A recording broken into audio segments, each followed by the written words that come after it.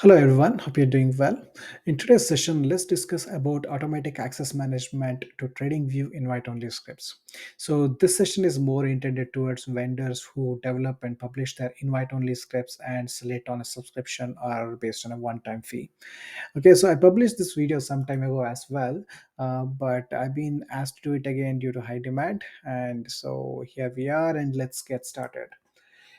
Okay, so here is an example of invite only indicator. So I just published this only for the test purpose. And you can see the padlock here. That means that this is a private script, and private script also has this delete button if you're the author.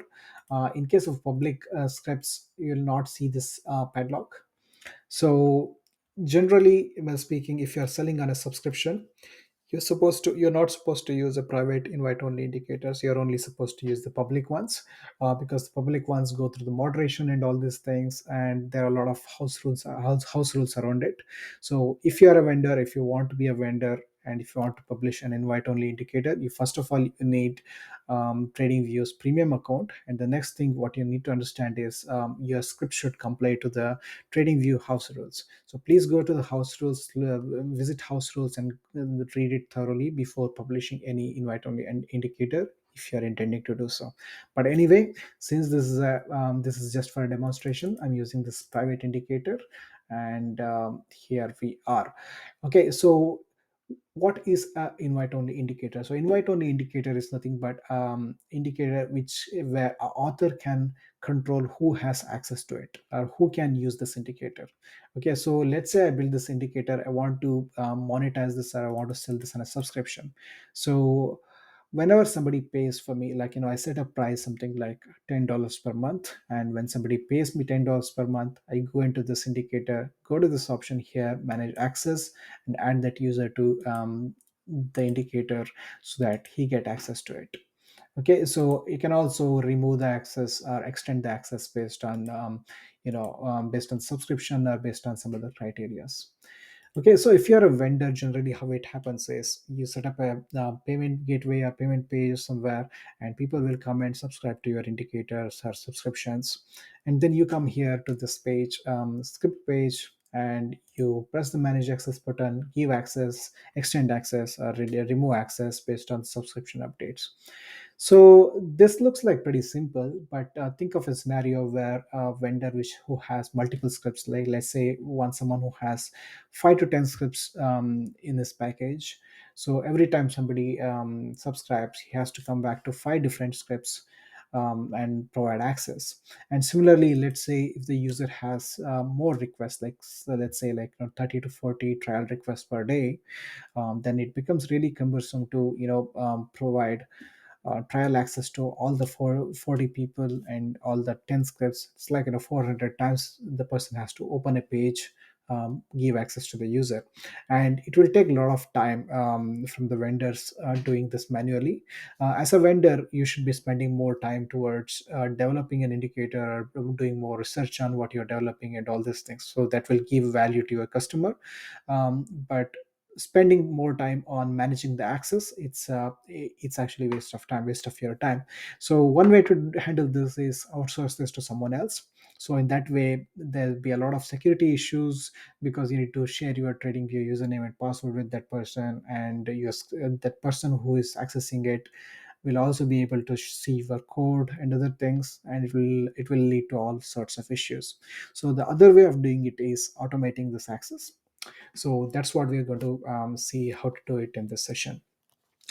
Okay, so the things which you need to do for this all are explained is in this GitHub repository, and I'll provide this documentation or provide this link in the description as well. You can make use of this, and all you need to do is follow these steps thoroughly. Whatever present here, you just need to follow these steps. So everything has been coded. So this is done through TradingView backend calls. So one more thing to keep in mind is that you are free to use this for your own purpose. So if you're a vendor, if you want to save time, you can go ahead and use this. But please do not try to monetize this, or please do not try to commercialize this option, because once you have commercialize this, there'll be like thousands of requests coming to the trading view from a single surface. It may lead to some other complications. And be sure that this is not officially supported APIs. So we have built this solution based on the backend calls, and TradingView doesn't support this officially. That means that TradingView can shut down this option anytime, right? So if there's a lot of abuse of this feature, or abuse of this option, then TradingView will eventually shut it down. So hence, the sincere request is use it for your own purpose, but please do not try to commercialize this or make it as a product kind of a thing. Okay, so going forward, like what we need to do is, it's all built on Replit. So I use Replit for most of my demonstrations. But you can actually, if you are well versed in computers, or managing the or hosting web services and all these things, you can also use other methods which you are aware of. But Replit is pretty simple to copy, clone, and replicate, etc. So that's why I'm using it on a Replit. So just go to this URL. So once you go to this URL, there'll be an option to fork the repository. So you'll end up in some place, something like this. Maybe I'll just open it in an incognito mode so that you will see it properly. So I'll open an incognito window, and I'll open this one. So this is what you'll see when you log in, when you go to this URL first. So this repository is open here, and you need to fork this. You need to first of all create a account in Replit, sign up, and it's a free account. You don't need to pay for it. And then fork this repository, and the repository will come to your page, or your user, under your user account. Okay, once it is under your user account, what you need to do is, it will be open in something like this. Okay, so there'll be other files, all the files will be here. And there are other tools which are present here and all. So you don't need to look at any other things. What you need to see is secrets. So secrets, click on the secrets. You see that two secrets which are present here. This will be, if it is not there, you need to add them. Add a new secret, add a new secret, do that, and then add your TV username and TV password. So TV username is the key, and your username goes here, and TV password is the key, and your password goes here. I'm not going to reveal this because it has my current username and password. Okay, so once this is set, what you need to do is just run this. So I'll close this once, and I will just run this. Okay, so this is running now. So now what you need to do is, we need to see what's happening with the what else we can do with this. So now the server is up, the service is up, it's all running now. Flask is down. What's happening there? No, it's up, sorry. So it's up. So I'll close this one. There are double of them. So this is up, this is already running. So now what we need to do is, what we can do with the services. So go back to this GitHub page, and you see what all things we can do with this. First is, you can validate whether a username is right or not. For example, somebody subscribes to your service, and they will say that I want to get the access for your indicators, and they provide you with the with the username. And first thing you need to do is, you need to check whether the username is valid or not. So for that, what you need to do is, you need to use the application endpoint. So you already launched the service here. The service endpoint will be something like this. So TradingView Access Management and your Ripple account name, right? So you go to your Replit, and you press this, and you see this account name here. That will be your account name. For me, it's Trendoscope. So what I'll do is, um, I did that here already. So access management, Trendoscope, ripple.co, and I also added other parts of the URL here, which is validate and username, right? So I'm trying to validate the username, he who must not be named. That's my other account. So when I press this, it says it's a valid user, and verified username is this. So let's say if I do something like funky, some other account number which I don't know whether exists. So it says valid username is false, right? So, and also make Trendoscope. So the valid username is true. That's all. And that's how we use that's the first option of this service, web service. So you'll be able to validate a username. So next is to find out whether the user has already have access to the particular service. For example, for that, again, you need to use a get request and access and username. That's the syntax. So I'll do one thing. I'll just copy this, duplicate, change it to access, get access. Okay. Um, so get access. So it's get, and instead of validate, I put access, right? So that's all. So there is a payload included here. Why? Because you need to get access to particular. You need to measure access to particular script as well. Like it is the access here is not just for the user and also to a script. So to get the access to a script, what you need is this parameter pine IDs. So you can enter multiple subscription pine ID or single subscription pine IDs. So how to find this pine ID? So to do that, you just go back to your indicator, invite only indicator, and go to more tools and developer tools here. Okay, so in the developer tools, go to in network tab. There will be a lot of tabs here. Go to the network tab and then click on the manage access. And when you click on the manage access, you see that there are two requests which has popped up here. So you can see that pine ID already here. Pub ID is this. So I just copy value of that and then put it here. So this is your publication ID for that particular script. Okay, so I think it's already there, which ends with C5. Yeah, that's right, that's the one. So it's already there. So when I execute this, I'll get that information about whether the user has access. If it has no expiration, no, and the current expiration is 30th November and this much time. Okay, so it has given me access details. So that is about the get access, right? And the next option which is available is delete access. You can delete the access to the user. So the same thing, same syntax, but what you need is a delete function, right? So here I'll just copy this again, duplicate. So it will be delete access.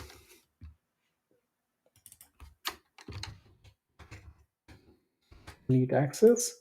So for delete access, the syntax is it's actually delete, right? The method is delete.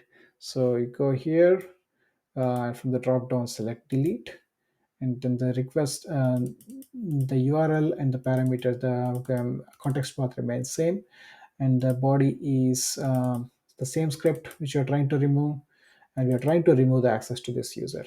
Okay, so let's see what happens. Just execute. Right, has access true, has the expiration no, status success. So it means that it's saying that the access is completely removed now. So let's go to the script and see whether the access is removed. So you can see that the user doesn't have access anymore. Okay, now let's see the next option, which is like um, option to add access to the user. Okay, so it is like this. For example, same request, duplicate, and I change it to post. So post is this.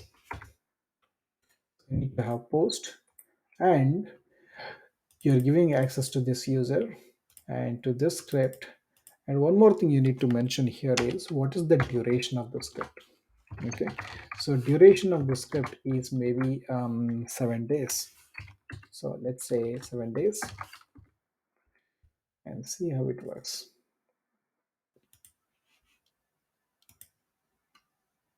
Okay, status is success. Let's go back and see what has happened there in the script. Go back to the script and see access. I can see that the user has got access till 10th of November.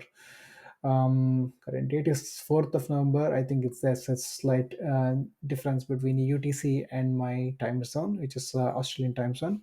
there may be slight difference there. That's why it is showing 10th, because for me it is already 4th November 1:50 a.m., but UTC time is still 3rd of November. Okay, so again, what if you execute the same thing again? So you have the same username and you add the same 70 again. So let's see what happens in that case. Right now user has access till 11.3 it says, but it's actually yeah, the user current expiration. Okay, it's only showing the current expiration. Yeah, 11.3. Okay, so I'm just okay, expiration, the updated expiration is this. So current expiration, it is saying that the current time, and the update expiration, it is giving after 7 days. Now if I run this again, let's see what happens. it has it has just added 7 more days of access to the user, right? And similarly you can do once, let's say 3 months. Okay, so it has added till 2024 February. If you added 3 months, or you can also add lifetime. So 1L is a lifetime, and if you add it, then has no expiration is equal to true. And you come back to this, close this one, come back to this, it says no expiration, right? So with this, it's very easy to build a system where you can automate access management through this way. So as mentioned again, like the Replit is just a tool which I've used for demonstration. It's not necessary that you use this. Especially I know what I use is a tool called as Pipe Dream. So the specialty of Pipe Dream is that you can do a lot of things, not just provide access. You can directly link it to the payment processor such as Stripe, so billing systems such as Stripe and Paddle and other things. And when somebody pays me, then what happens is it triggers an alert, and Pipedream catches that alert, and and then it converts it into TradingView access management calls, configures the access, and then send an email to the user saying that following things have been configured. So all these things are automated in my in my space. It's very possible, and it actually saves a lot of time and effort for vendors, and also the users don't need to wait till you wake up. For example, I live in Australian time zone. So usually, like users make purchase when I'm sleeping. So if I do not have this set up, then the users need to wait till the morning, and when I get up, and then if I have time, I'll do it immediately. Otherwise it may take some time and all these things. So it will negate all these problems. It will make our life easy. So that's about the vendor management, automatic access management system for vendors for managing the invite only scripts. Please let me know if you have any questions. It's very easy to set up. You can try it out yourself. If you want to explore Pipe Dream, please go ahead. It's also a very awesome tool, and very cost effective as well, and very useful, and it gives me a lot of validation in my life. Yeah, that's it for today. Thanks very much, everyone. Thanks for watching. Please let me know if you have further questions. See you. Bye.